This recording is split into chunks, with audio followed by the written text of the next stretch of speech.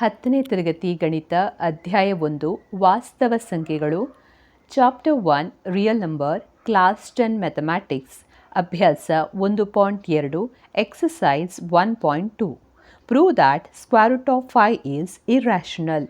Square root of 5 ಒಂದು ಅಭಾಗಲಬ್ಧ ಸಂಖ್ಯೆ ಎಂದು ಸಾಧಿಸಿ. ಈ ಕ್ವಶನನ್ನು ಸಾಲ್ವ್ ಮಾಡಲಿಕ್ಕೆ ನಾವು ನೇರವಾದ ಮೆಥಡನ್ನು ಉಪಯೋಗಿಸ್ತಾ ಇಲ್ಲ, ಅದರ ಬದಲಿಗೆ ಕಾಂಟ್ರಡಿಕ್ಷನ್ ಮೆಥಡ್ ಅಥವಾ ವಿರೋಧಾಭಾಸ ವಿಧಾನವನ್ನು ಉಪಯೋಗಿಸ್ತಾ ಇದ್ದೇವೆ. ಅಂದರೆ ಮೊದಲಿಗೆ ನಾವು ಇಲ್ಲಿ ಸ್ಕ್ವೇರ್ ರೂಟ್ ಆಫ್ 5 ಒಂದು ಭಾಗಲಬ್ಧ ಸಂಖ್ಯೆ ಅಂತ ಹೇಳಿ ಊಹೆ ಮಾಡ್ತೇವೆ. ಆಮೇಲೆ ಕೊನೆಗೆ ಅದೊಂದು ಭಾಗಲಬ್ಧ ಸಂಖ್ಯೆಯಾಗಿಲ್ಲ, ನಾವು ಮಾಡಿದಂಥ ಅಸಂಪ್ಷನ್ ತಪ್ಪಾಗಿದೆ ಅಂತ ಹೇಳಿ ಅದೊಂದು ಅಭಾಗಲಬ್ಧ ಸಂಖ್ಯೆ ಅಂತ ಇಲ್ಲಿ ಪ್ರೂವ್ ಮಾಡ್ತಾ ಇದ್ದೇವೆ. ಹಾಗಾಗಿ ಇಲ್ಲಿ ನಾವು ವಿರೋಧಾಭಾಸ ವಿಧಾನವನ್ನು ಉಪಯೋಗಿಸ್ತಾ ಇದ್ದೇವೆ ಅಥವಾ ಕಾಂಟ್ರಡಿಕ್ಷನ್ ಮೆಥಡ್ ಅಂತ ನಾವಿಲ್ಲಿ ಹೇಳ್ಬೋದು. ಸೊ ಮೊದಲಿಗೆ ನಾವು ಇದರ ಪ್ರೂಫ್ ಅಥವಾ ಸಾಧನೆಯನ್ನು ಬರೀಲಿಕ್ಕೆ ಈ ಸ್ಕ್ವೇರ್ ರೂಟ್ ಆಫ್ 5 ಒಂದು ಭಾಗಲಬ್ಧ ಸಂಖ್ಯೆ ಅಂತ ತೆಗೆದುಕೊಳ್ಳುವ. ನಾವು ಇಲ್ಲಿ ಇದು ಅಭಾಗಲಬ್ಧ ಸಂಖ್ಯೆ ಅಂತ ಪ್ರೂವ್ ಮಾಡಬೇಕು. ಸೊ ಅದಕ್ಕೋಸ್ಕರ ನಾವು ವಿರೋಧಾಭಾಸ ಅಥವಾ ಕಾಂಟ್ರಡಿಕ್ಷನ್ ಮೆಥಡನ್ನು ಉಪಯೋಗಿಸ್ತಾ ಇದ್ದೇವೆ. ಹಾಗಾಗಿ ನಾನು ಮೊದಲಿಗೆ ಸ್ಕ್ವೇರ್ ರೂಟ್ ಆಫ್ 5 ಒಂದು ಭಾಗಲಬ್ಧ ಸಂಖ್ಯೆ ಅಂತ ಹೇಳಿ ತೆಗೆದುಕೊಳ್ತಾ ಇದ್ದೇನೆ, ಅಸ್ಯೂಮ್ ಮಾಡ್ತಾ ಇದ್ದೇನೆ. ಸೊ ಯಾವುದೇ ಒಂದು ಸಂಖ್ಯೆ ಭಾಗಲಬ್ಧ ಸಂಖ್ಯೆ ಆದರೆ ಅದು ಯಾವ ರೀತಿಯಲ್ಲಿ ನಾವು ಬರೀಬೋದು? ಭಾಗಲಬ್ಧ ಸಂಖ್ಯೆ ಅಂತ ಹೇಳಿದರೆ ಅದು a ಬೈ b ಫಾರ್ಮಲ್ಲಿ ಇರ್ತದೆ. ಇಲ್ಲಿ a ಮತ್ತು bಗಳು ಇಂಟೀಜರ್ಸ್ ಅಥವಾ ಪೂರ್ಣಾಂಕಗಳಾಗಿರ್ತವೆ. ಹಾಗೆ b ಎನ್ನುವಂಥದ್ದು 0ಗೆ ಸಮವಾಗಿರಬಾರ್ದು. ಅದೇ ರೀತಿ a ಮತ್ತು bಗಳು ಸಹ ಅವಿಭಾಜ್ಯಗಳಾಗಿರಬೇಕು. ಸಹ ಅವಿಭಾಜ್ಯಗಳು ಅಂತ ಹೇಳಿದರೆ ಇವುಗಳಿಗೆ ಒಂದನ್ನು ಬಿಟ್ಟು ಬೇರೆ ಯಾವುದೇ ಅಪವರ್ತನಗಳು ಇರಬಾರ್ದು. ಈಗ ಉದಾಹರಣೆಗೆ a 2 ಅಂತ ತೆಗೆದುಕೊಂಡ್ರೆ ಹಾಗೆ b 3 ಅಂತ ತೆಗೆದುಕೊಂಡ್ರೆ 2 ಮತ್ತು 3 ಈ ಎರಡು ಸಂಖ್ಯೆಗಳನ್ನು ತೆಗೆದುಕೊಂಡಾಗ ಇದರ ಅಪವರ್ತನಗಳು ಯಾವುದಾಗಿರ್ತದೆ? ಕೇವಲ ಒಂದಾಗಿದೆ. ಇದು ಒಂದು ಸಂಖ್ಯೆಯಲ್ಲಿ ಮಾತ್ರ ಭಾಗಿಸಲ್ಪಡ್ತದೆ, ಅದನ್ನು ಬಿಟ್ಟು ಬೇರೆ ಯಾವುದೇ ಸಂಖ್ಯೆಯಲ್ಲಿ ಭಾಗಿಸಲ್ಪಡುವುದಿಲ್ಲ. ಹಾಗಾಗಿ ಇದರ ಸಹ ಅಪವರ್ತನ ಏನಾಗಿದೆ? ಕೇವಲ ಒಂದಾಗಿದೆ. ಇಂಥ ಸಂಖ್ಯೆಗಳನ್ನು ನಾವು ಸಹ ಅವಿಭಾಜ್ಯಗಳು ಅಂತ ಹೇಳ್ತೇವೆ ಅಥವಾ ಇಂಗ್ಲೀಷ್ನಲ್ಲಿ ಕೋಪ್ರೈಮ್ ಅಂತ ಹೇಳ್ತೇವೆ. ಸೊ ಈಗ ನಾವು ಮೊದಲಿಗೆ ಸ್ಕ್ವೇರ್ ರೂಟ್ ಆಫ್ 5 ಒಂದು ಭಾಗಲಬ್ಧ ಸಂಖ್ಯೆ ಅಂತ ತೆಗೆದುಕೊಂಡಿದ್ದೇವೆ. ಸೊ ಭಾಗಲಬ್ಧ ಸಂಖ್ಯೆ ಅಂದರೆ ಅದು a ಬೈ b ಫಾರ್ಮಲ್ಲಿ ಇರಬೇಕು. ಇಲ್ಲಿರುವ a ಮತ್ತು bಗಳು ಪೂರ್ಣಾಂಕಗಳಾಗಿರಬೇಕು. ಹಾಗೆ b 0ಗೆ ಸಮವಾಗಿರಬಾರ್ದು. ಮತ್ತು b ಮತ್ತು a ಸಂಖ್ಯೆ ಏನಿದೆ ಇವುಗಳು ಸಹ ಅವಿಭಾಜ್ಯಗಳಾಗಿರಬೇಕು. ಅಂದರೆ ಒಂದನ್ನು ಬಿಟ್ಟು ಬೇರೆ ಯಾವುದೇ ಅಪವರ್ತನಗಳು ಇರಬಾರ್ದು. ನಂತರ ನಾವಿಲ್ಲಿ ಏನು ಮಾಡುವ ಅಂದರೆ ಇಲ್ಲಿ square root of 5 is equal to a by b ಅಂತ ತೆಗೆದುಕೊಂಡಿದ್ದೇವೆ. ಸೊ ಸ್ಕ್ವೇರ್ ರೂಟ್ ಆಫ್ 5 ಈ b-ಯನ್ನು ಈ ಬದಿಗೆ ತರ್ತಾ ಇದ್ದೇನೆ. ಸೊ ಇಲ್ಲಿ ಛೇದದಲ್ಲಿ ಇರುವಂಥದ್ದು ಈ ಬದಿಗೆ ಬಂದಾಗ ಅದು ಅಂಶಕ್ಕೆ ಬರ್ತದೆ, ಅಂದರೆ ನ್ಯೂಮರೇಟರ್ಗೆ ಬರುತ್ತೆ. Square root of 5b is equal to a ಅಂತ ಆಗಿದೆ. ನಂತರ ಸ್ಕ್ವೇರಿಂಗ್ ಬೋತ್ ಸೈಡ್ ಎರಡೂ ಬದಿಯಲ್ಲೂ ಕೂಡ ವರ್ಗ ಮಾಡುವ. ಸೊ ವರ್ಗ ಮಾಡಿದಾಗ ನಮಗೆ ಇಲ್ಲಿ ಯಾವ ಬೆಲೆ ಸಿಗ್ತದೆ ಅಂತ ನೋಡುವ. So square root of 5b whole square is equal to a square. So ಇಲ್ಲಿ ವರ್ಗ ಮಾಡಿದಾಗ square root of 5 whole square ಹಾಗೆ ಬಿಗೆ ಕೂಡ ವರ್ಗ ಮಾಡಿದಾಗ b square is equal to a square. ಇಲ್ಲಿ ನೀವು ಕಾಣ್ಬೋದು square root of 5 whole square ಅಂತ ಇದೆ. ಇದನ್ನು ಹೇಗೆ ಬರೆಯಬಹುದು? ಸ್ಕ್ವೇರ್ ರೂಟ್ ಆಫ್ 5 ಅಂತ ಹೇಳಿದರೆ 5ರ ಘಾತ ಅರ್ಧ. ಹಾಗೆ ಇಲ್ಲಿ ಸ್ಕ್ವೇರ್ ಇದೆ. ಸೊ ಇದು 2 ಮತ್ತು ಇದು 2 ಕ್ಯಾನ್ಸಲ್ ಆಗಿ ಇಲ್ಲಿ ಇದು ನಮಗೆ ಕೇವಲ 5 ಎನ್ನುವಂಥ ಬೆಲೆಯನ್ನು ಕೊಡ್ತದೆ. ಸೊ ಹಾಗಾಗಿ ನಮಗಿಲ್ಲಿ ಸಿಗ್ತದೆ 5b square is equal to a square.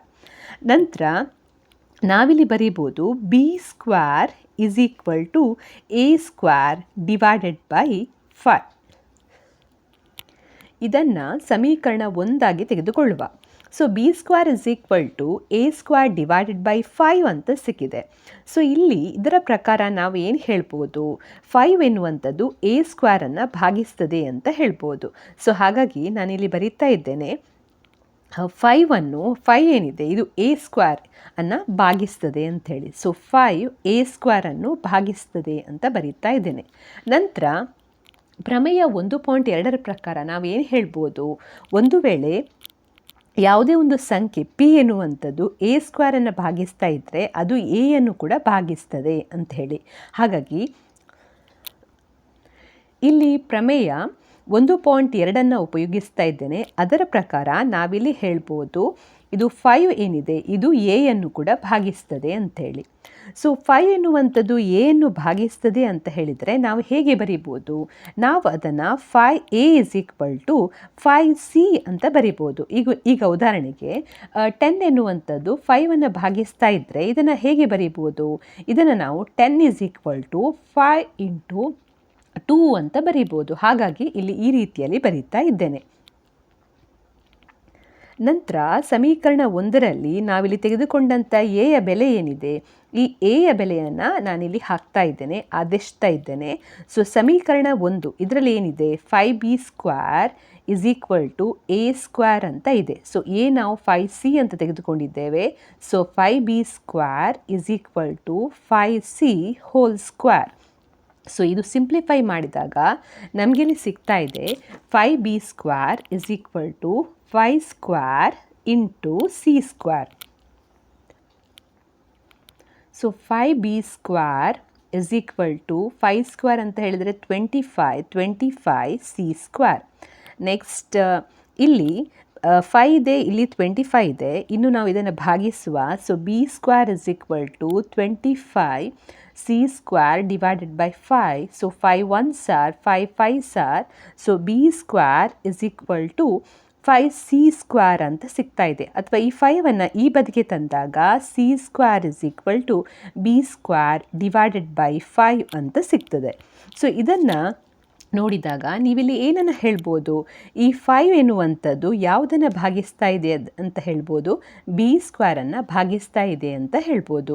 So ಈಗ 5 ಎನ್ನುವಂಥದ್ದು b² ಭಾಗಿಸ್ತಾ ಇದ್ದರೆ ಪ್ರಮೇಯ 1.2 ಪ್ರಕಾರ ನಾವೇನು ಹೇಳ್ಬೋದು, 5 ಎನ್ನುವಂಥದ್ದು b ಕೂಡ ಭಾಗಿಸ್ತಾ ಇದೆ ಅಂತ ನಾವಿಲ್ಲಿ ಹೇಳ್ಬೋದು. ಸೊ ನೀವಿಲ್ಲಿ ನೋಡ್ಬೋದು ಈ 5 ಏನಿದೆ ಇದಕ್ಕೆ 2 ಅಪವರ್ತನಗಳಿವೆ. ಎ ಎನ್ನುವಂಥದ್ದು ಎ ಏನಿದೆ ಹಾಗೆ ಬಿ ಏನಿದೆ, ಈ 2 ಸಂಖ್ಯೆಗಳು ಏನಿದೆ ಇದಕ್ಕೆ ಒಂದನ್ನು ಬಿಟ್ಟು ಇನ್ನೊಂದು ಅಪವರ್ತನ ಇದೆ. ಅದು ಯಾವುದು? 5 ಆಗಿದೆ. ನಾನಿಲ್ಲಿ ಮೊದಲಿಗೆ ನಾವು ತೆಗೆದುಕೊಂಡಾಗ ಹೇಳಿದ್ದೆ ನಾವಿಲ್ಲಿ √5 ಒಂದು ಭಾಗಲಬ್ಧ ಸಂಖ್ಯೆ ಅಂತ ತೆಗೆದುಕೊಂಡಿದ್ದೇವೆ ಅಂತೇಳಿ. ಅಂದರೆ ಇಲ್ಲಿರುವ ಎ ಮತ್ತು ಬಿಗಳಿಗೆ ಒಂದನ್ನು ಬಿಟ್ಟು ಯಾವುದೇ ಒಂದು ಕಾಮನ್ ಅಪವರ್ತನಗಳು ಇಲ್ಲ ಅಂತೇಳಿ. ಆದರೆ ಇಲ್ಲಿ ನಾವು ಇದನ್ನು ಸಾಲ್ವ್ ಮಾಡ್ತಾ ಹೋದಾಗೆ ನಮಗೆ ಎ ಮತ್ತು ಬಿಗೆ ಇನ್ನೊಂದು ಸಾಮಾನ್ಯ ಅಪವರ್ತನ ಯಾವುದು ಸಿಕ್ಕಿದೆ? 5 ಆಗಿ ಸಿಕ್ಕಿದೆ. ಹಾಗಾಗಿ ಇಲ್ಲಿ ಇದರ ಪ್ರಕಾರ ನಾವೇನು ಹೇಳ್ಬೋದು, ನಾವು ಮೊದಲಿಗೆ ಏನು ಒಂದು ಅಸಂಪ್ಷನನ್ನು ತೆಗೆದುಕೊಂಡಿದ್ದೇವೆ, √5 ಒಂದು ಭಾಗಲಬ್ಧ ಸಂಖ್ಯೆ, ಆ ಅಸಂಪ್ಷನ್ ತಪ್ಪಾಗಿದೆ ಅಂತ ಹೇಳ್ಬೋದು. ಹಾಗಾಗಿ ನಮ್ಮ ಊಹೆ ತಪ್ಪಾಗಿರೋದ್ರಿಂದ ನಾವಿಲ್ಲಿ ಹೇಳ್ಬೋದು √5 ಏನಿದೆ ಇದೊಂದು ಅಭಾಗಲಬ್ಧ ಸಂಖ್ಯೆ ಅಂತ ಹೇಳ್ಬೋದು. ಸೊ ಪ್ರಮೇಯ 1.2ರಂತೆ 5b ಭಾಗಿಸ್ತದೆ. ಆದ್ದರಿಂದ ಎ ಮತ್ತು ಬಿಗಳ 5 ಎನ್ನುವಂಥದ್ದು ಎ ಮತ್ತು ಬಿಗಳ ಸಾಮಾನ್ಯ ಅಪವರ್ತನವಾಗಿದೆ. ಇಲ್ಲಿ √5 ಒಂದು ಭಾಗಲಬ್ಧ ಸಂಖ್ಯೆ ಎಂಬ ಊಹೆ ತಪ್ಪಾಗಿರೋದ್ರಿಂದ ವಿರೋಧಾಭಾಸ ಉಂಟಾಗಿದೆ. ಆದ್ದರಿಂದ ನಾವಿಲ್ಲಿ ಹೇಳ್ಬೋದು √5 ಒಂದು ಅಭಾಗಲಬ್ಧ ಸಂಖ್ಯೆಯಾಗಿದೆ ಅಂತ. ಸೊ ಈ ರೀತಿ ನೀವು ಕೊನೆಗೆ ಸ್ಟೇಟ್ಮೆಂಟ್ಸನ್ನು ಬರೀಬೇಕು. ಇದನ್ನು ನಾವು ಕಾಂಟ್ರಡಿಕ್ಷನ್ ಮೆಥಡ್ ಅಥವಾ ವಿರೋಧಾಭಾಸ ವಿಧಾನ ಅಂತ ಹೇಳ್ತೇವೆ. ನೀವು ಇದಕ್ಕೆ ಉತ್ತರವನ್ನು ಇಂಗ್ಲೀಷ್ನಲ್ಲಿ ಬರೆಯುವುದಾದರೆ ಈ ರೀತಿಯಲ್ಲಿ ಬರೀಬೋದು. ಮೊದಲಿಗೆ √5 ಒಂದು ರ್ಯಾಷನಲ್ ನಂಬರ್ಸ್ ಅಂತ ತೆಗೆದುಕೊಳ್ಬೇಕು. ಸೊ ಹಾಗಾಗಿ √5 ಇಸ್ ಈಕ್ವಲ್ ಟು a/b ಆಗ್ತದೆ. ನಂತರ ಸ್ಕ್ವೇರಿಂಗ್ ಮಾಡಿದ ಮೇಲೆ ನಿಮಗೆ b² is equal to a² divide by 5 ಅಂತ ಸಿಗ್ತದೆ. ಅದರ ಅರ್ಥ ಏನು? 5 ಡಿವೈಡ್ಸ್ a². ಆಮೇಲೆ ಥಿಯರಮ್ 1.2 ಪ್ರಕಾರ ನಾವಿಲ್ಲಿ ಹೇಳ್ಬೋದು 5 ಡಿವೈಡ್ಸ್ ಎ ಅಂತ ಹೇಳಿ. ಸೊ ಯಾವುದೇ ಸಂಖ್ಯೆ ಎಯನ್ನು ಡಿವೈಡ್ ಮಾಡ್ತದೆ ಅಂತ ಹೇಳಿದರೆ ಅದನ್ನು ನಾವು ಈ ರೀತಿಯಲ್ಲಿ ಬರಿಬೋದು 5 ಇಸ್ ಈಕ್ವಲ್ ಟು 5c. ನಂತರ ಇದನ್ನು ಸಬ್ಸ್ಟಿಟ್ಯೂಟ್ ಮಾಡಬೇಕು ಸಮೀಕರಣ 1ರಲ್ಲಿ. ಆಗ ನಿಮಗೆ c² is equal to b² divide by 5 ಅಂತ ಸಿಗ್ತದೆ. ಇದರ ಅರ್ಥ ಏನು? 5 ಡಿವೈಡ್ಸ್ b² ಅಂತ ಹೇಳಿದರೆ 5 ಡಿವೈಡ್ಸ್ b. ಸೊ ನಾವಿಲ್ಲಿ ನೋಡ್ಬೋದು ಎ ಮತ್ತು ಬಿಗಳಿಗೆ ಒಂದನ್ನು ಬಿಟ್ಟು ಇನ್ನೊಂದು ಸಾಮಾನ್ಯ ಅಪವರ್ತನ ನಮಗಿಲ್ಲಿ ಸಿಕ್ಕಿದೆ 5. ಹಾಗಾಗಿ ನಾವು ಮೊದಲಿಗೆ ತೆಗೆದುಕೊಂಡಂತಹ ಅಸಂಪ್ಷನ್ ಏನಿದೆ ಅದು ತಪ್ಪು ಅಂತ ಹೇಳ್ಬೋದು. So this contradict the fact that a and b have no common factors other then 1. This contradiction has arisen because of our incorrect assumption that √5 is rational.